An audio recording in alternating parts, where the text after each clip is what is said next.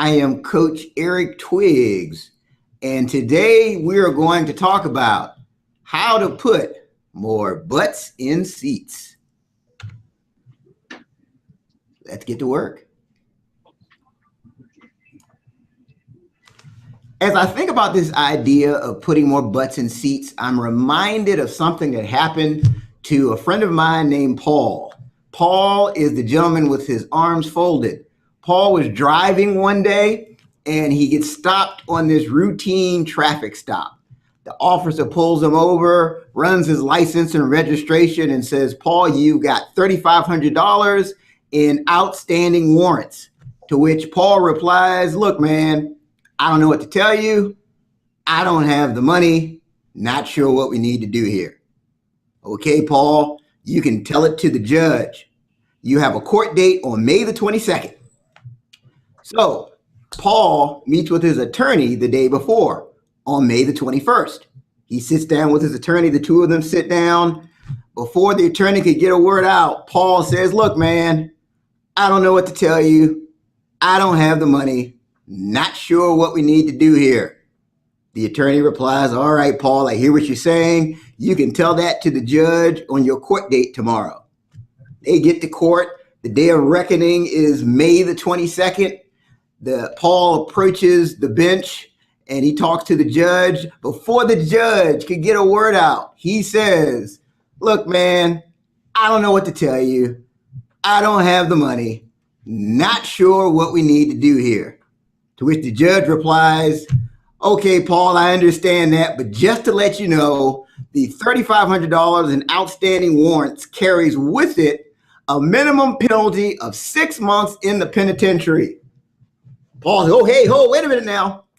Gets on his phone, he's scrolling for a minute. "Your Honor, I've got something to tell you. I found the money and it'll be wired to the court by 12 noon. A lot of our shop owners are like Paul. When they feel the value, they'll find the money. So they may tell you, "Oh, I can't afford ATI. I can't afford to go to a boot camp." But if we can get them to feel the value, they will find the money. So one of my goals is to help you, to help our shop owners find the money and ultimately feel the value. Now, I know what you're saying. "Okay, Eric, that's a cute story about Paul, but what's in it for me?" So today, the goal is you will get more butts in seats. You will get more prospects into the boot camps. But not only that, you'll give Zach and Jason a run for their money in the BP race. And the goal for Zach and Jason is they'll take it to an even higher level if we can apply the principles that we're going to talk about today. And if you're a team leader, your team stands a better chance to get that highly coveted and sought after telephone trophy that gets passed around at all the company meetings. So that's the goal. That's what's in it for you if you apply what we're going to talk about here in a little bit. So let's get to work. We can get this working here. All right, so here's our roadmap for today. We're going to talk about the elements of an effective hook. We're going to talk about the most common shop owner pain points. I'm going to give you some resources that you can actually, once you dial off of this webinar, you'll be able to immediately use today and help you with BPs. And I'm going to show you a live example of an effective hook. So elements of an effective hook. Step one, we need to give them a headache. We've got to give the prospective shop owner a headache. This is an exact and specific formula. And I know you're probably thinking, "Eric, wow, you're harsh and you're cruel and you're sadistic. Why would you want to give the shop owner a headache? Why would you want to put him in pain?" Because if you know anything about sales, if there's no pain, there's no sales. So the key for us is to make sure that we're making that potential shop owner aware of the pain they're in. And how do we do that?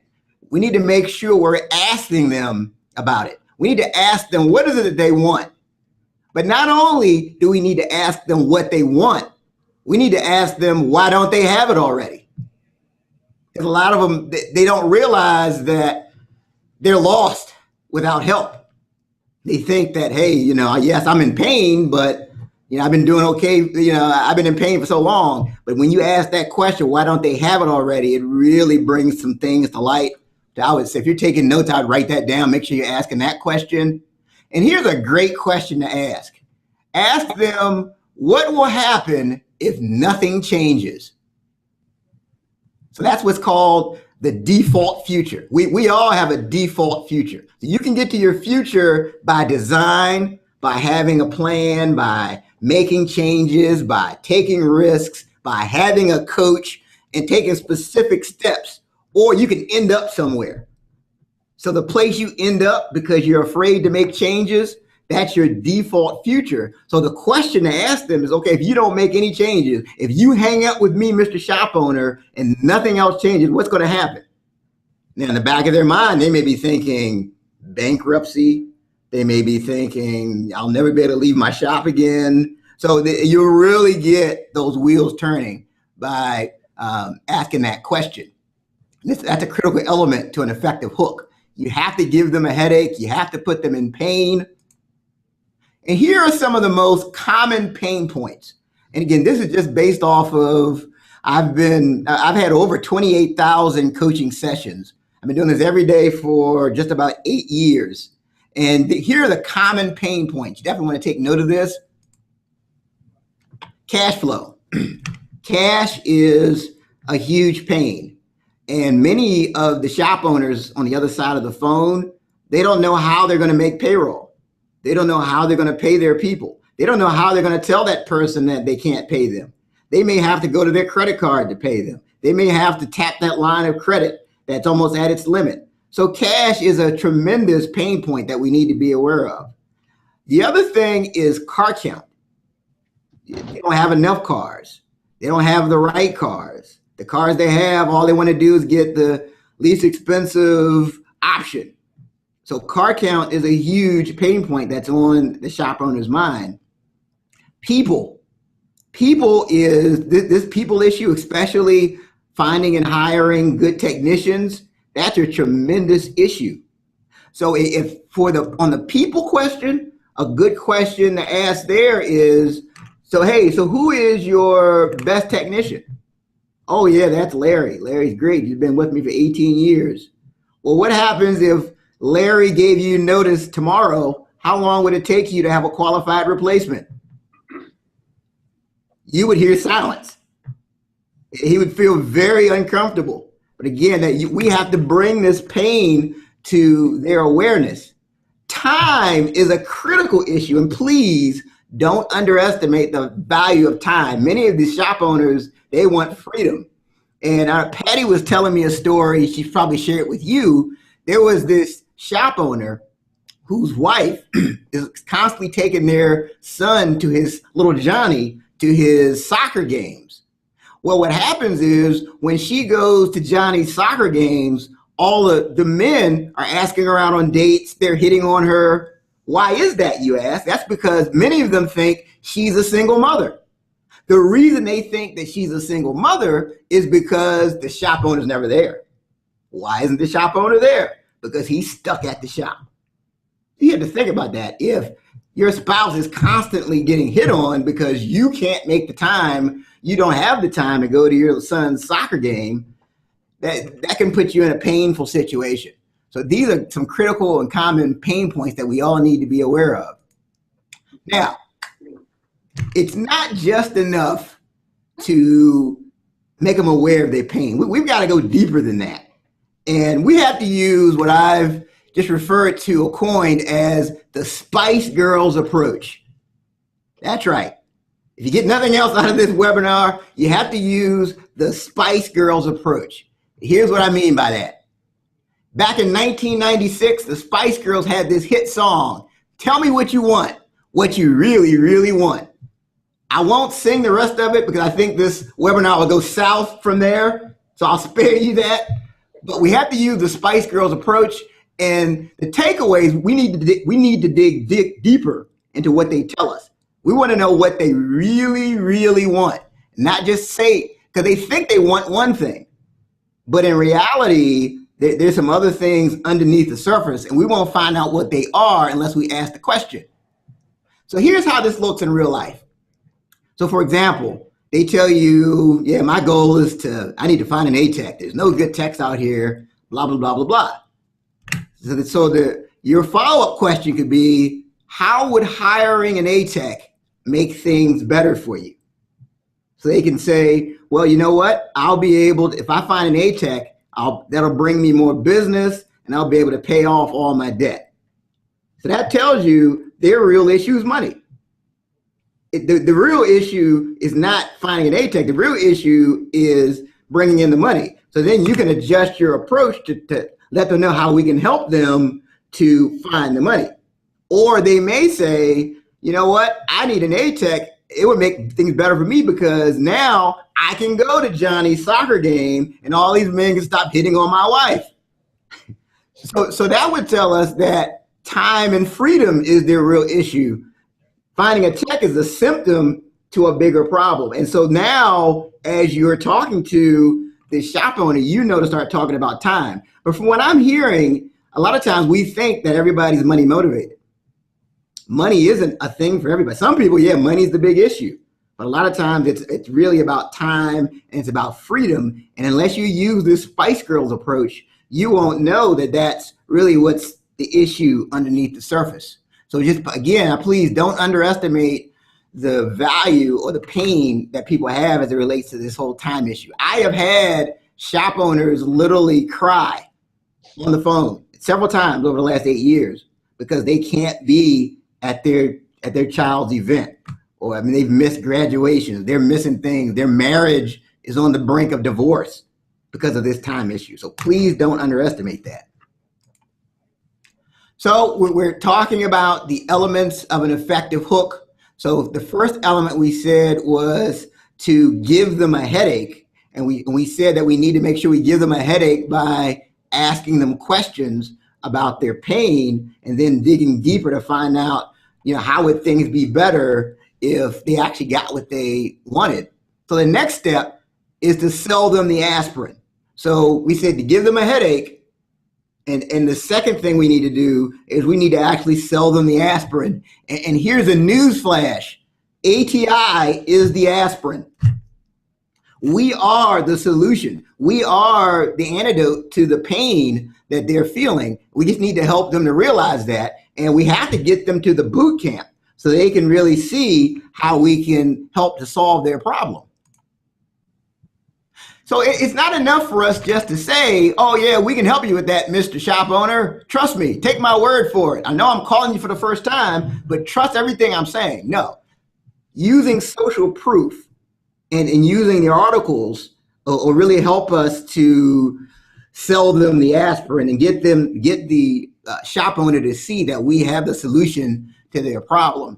So social proof, it's a marketing term. And it means that, you know, when they hear testimonials from people that are like them, that are in their particular situation, that really goes a long way to selling them on the solution. It's kind of like Weight Watchers, right? So I can sit here and tell you all day, oh, I don't believe in Weight Watchers. Weight Watchers doesn't work. Weight Watchers doesn't work in my area. But I can't dispute that person that just lost 100 pounds and there's a before and after picture when before he was 100 pounds heavier, now he's standing in one of his pant legs. I can't dispute that. And that's what social proof does. And Weight Watchers has gotten a lot of business by showing the before and after pictures. And so you can do the same thing with the testimonials. And here's an example of one. I'm not going to read this entire thing. By the way, I'm going to send this to you just so you have it. But I would encourage you to use as many of these as possible. So for example, in this particular testimonial, so a lot of shop owners, they think, well, this doesn't really work. This won't work for me because I'm in a small town. I've got limited bay capacity. I'm in a bad location. Well, here's a testimonial that you could use to let the shop owner know that you've helped people like him. So, and this is actually my client, Brian Gossel with BG Automotive.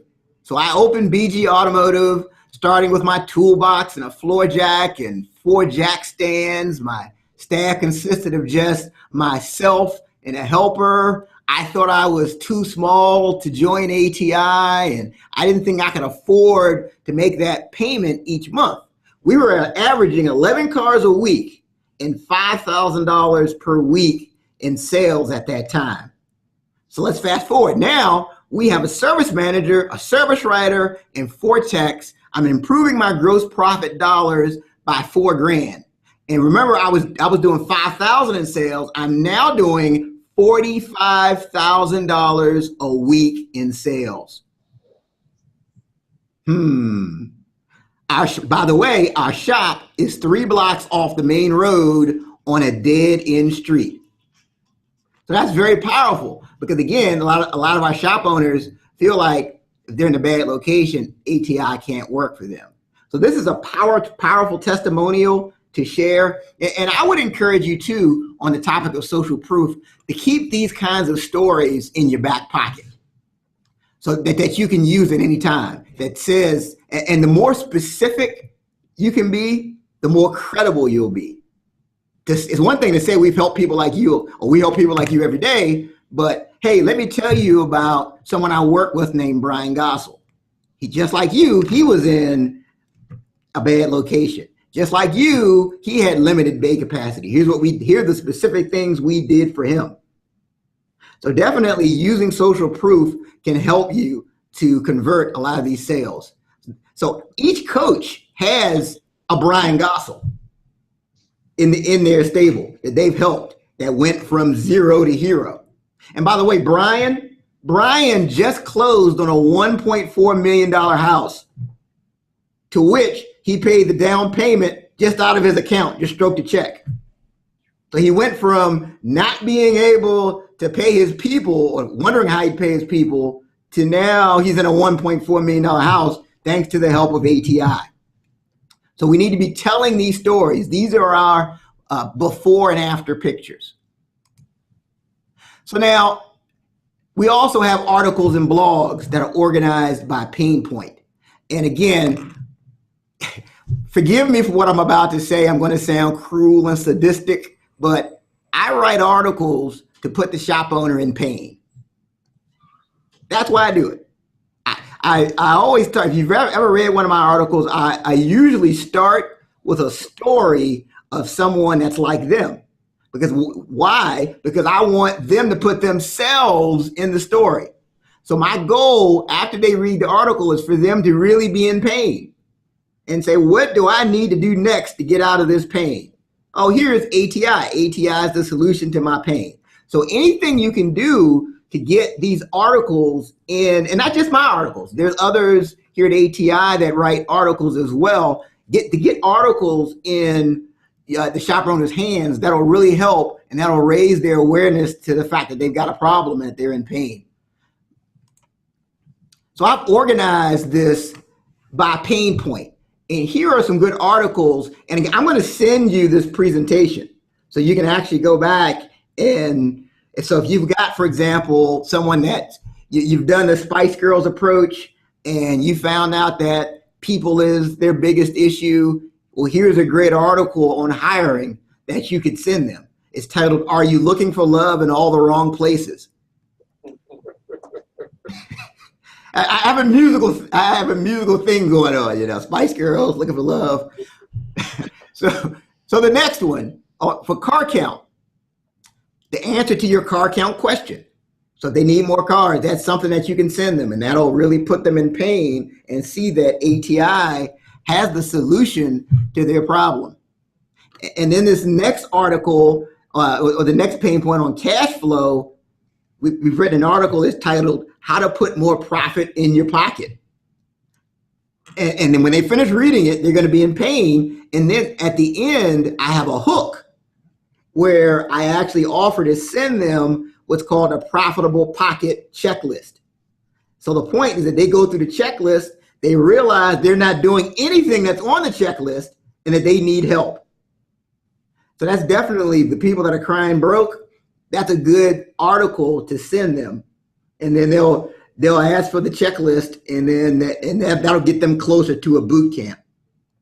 As a matter of fact, that particular article got us a member who he bypassed the whole boot camp step. He was in so much pain. He ended up talking to Joe, and we ended up saying he's a client of ours now. And time is a big issue too, like we talked about earlier. So in this article, the biggest gamble that you can take, I start off by telling the story of Siegfried and Roy. And you're probably familiar with them. They were this big multi-million-dollar Las Vegas act. Everything was going great, but then one day Roy, who's a member of Siegfried and Roy, gets mauled by one of the tigers. And that put an end to the business. There's no more Siegfried and Roy. And so the takeaway is that there's a tiger lurking around the corner for everybody. But what are you going to do? Can you have your business set up so that it's tiger proof? And it really puts them in pain. And it gives them, and then I offer them as a hook. There's a succession checklist. Again, they go through the checklist, realize they're not doing any of those things, and they need help. So that's key. So please feel free to use these articles. And there's others that, again, I've written, that other of my fellow counterparts have written as well. If you need other arsenals for your tool belt, I'd be more than happy to share that with you. So let's summarize. We talked about the elements of an effective hook. So we said first, we have to give them a headache. We want to ask questions about the problem. We want to ask them, why don't they have what they want now? We want to ask them about their default future. What's going to happen if you don't make any changes? We want to do the Spice Girls approach. Tell me what you want, what you really, really want. We want to give them a headache by asking the questions. And then we want to sell them the aspirin. ATI is the aspirin. Getting them those articles can potentially put them in pain. And then as they start to do the checklists and the hooks, that at the end of the article, they realize they truly need our help. And here's a live example of one of the hooks that I put together.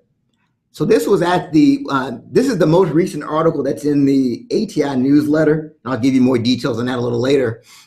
But at the end, in the PS section, so by the way, if you're writing an article, you ever are, people read the title first, and then they go and read the PS section. Those are the two most commonly read sections of an article, the title and then the PS section. So if there's an action, here's a little marketing secret. If there's an action that you want them to take, it's best to put it in the PS section, because that's what they're going to read. That everybody's going to read they're going to scroll down to that PS section.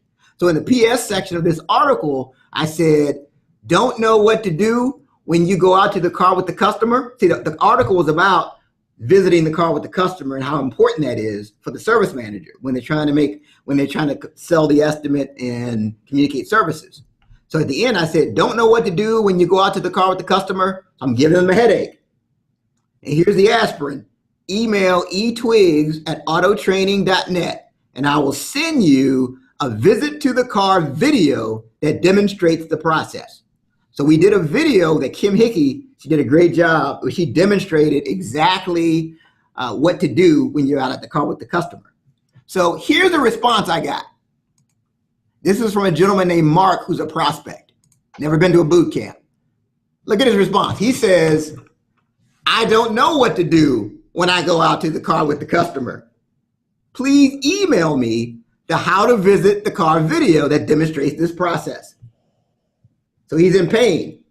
And there were a total of 4 prospects that responded like right away to this article and requested more information. And I sent those. And so when I get those, I send those to whoever the person is in NBD that's assigned, and I sent them to Joe Hemberger. So now we're following up again to potentially get him back.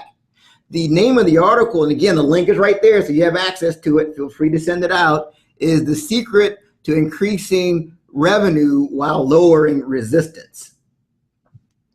But again, that's the hook. That's an example of the hook in live action.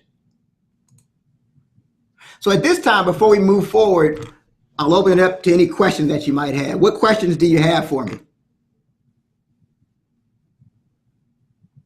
Eric, would you recommend sending out those articles in place of the traditional email that we send out? Well, I would probably do a mixture of both. So the question, I mean, how is that? How's the email working for you? I don't know. I just think that a lot of people just don't read it. It's just something that they ask for people off the phone. But if they had some substance to it, I think maybe it might give people a better shot at getting a ticket. That's just my own personal opinion. I think presentation. Okay. Does anybody else have any thoughts on that? Go ahead. One of my concerns about us trying to sell tickets and get people in the boot camps is when we get feedback from coaches, it seems like maybe we're starting to get led into doing some of the coaching and coaching results. And I just don't know from the prospect's eyes, and I guess this is for everyone, I guess, in the room here, that, you know, our goal is getting them to the boot camp. And I think sometimes the prospect is concerned, you know, what are you trying to sell me? And you're starting to give us information on what we're trying to sell them on the back end.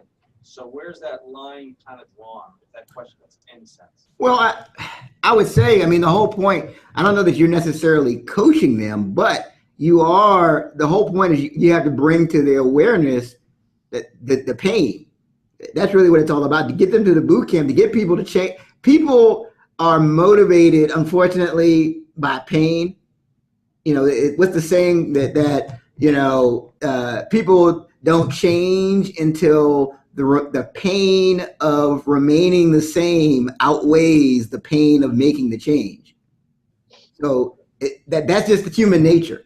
So what I'm suggesting just kind of speaks to human nature, and just adding one or two more additional questions. You're not getting into like a full-blown all-out coaching session, but you're just adding some questions. And you know what? And it may boil down to one additional person that wants more information that normally would have just hung up the phone on you, right? But over time, that one additional person adds up. Did I answer your question? Kinda. Okay. Hey, Twiggs, Yes.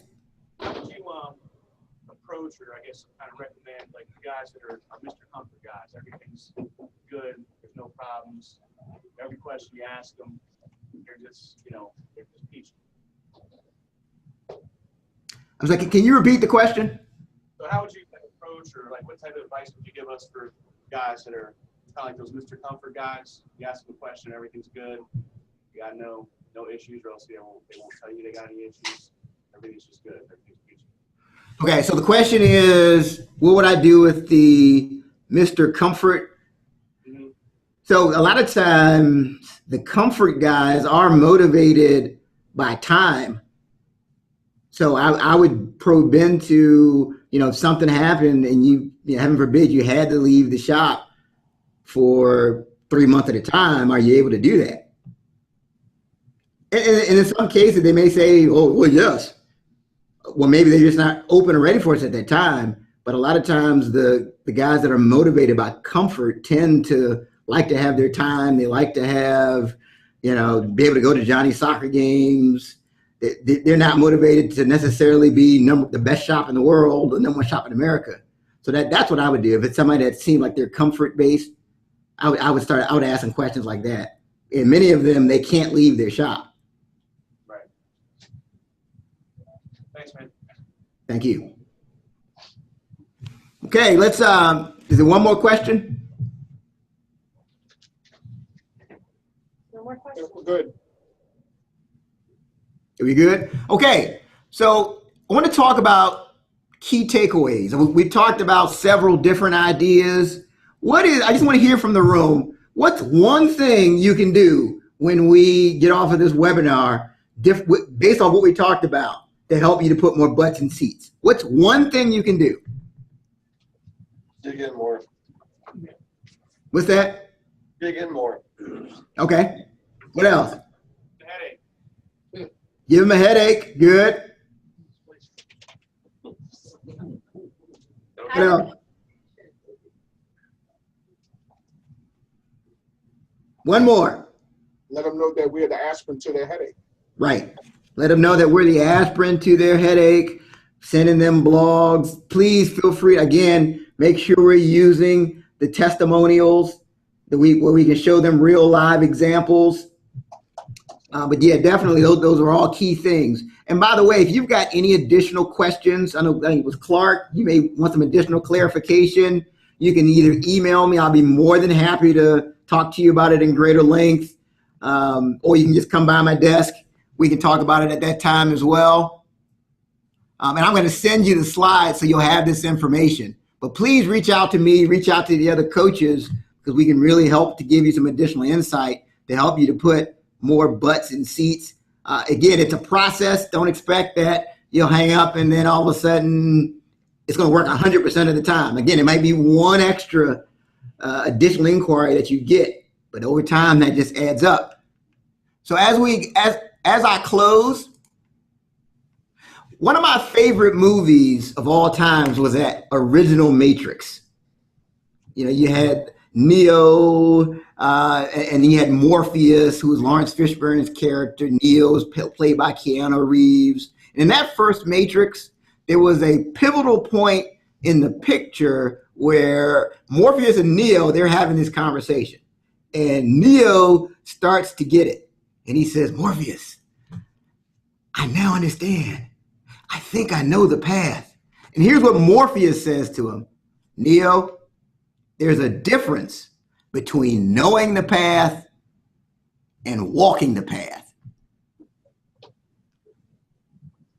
It's my hope that I've inspired you this morning to not just know the path, but to walk the path as it relates to putting more butts in seats. I thank you for giving me this time and enjoy the rest of your day. Thanks, Eric. Thanks, Eric.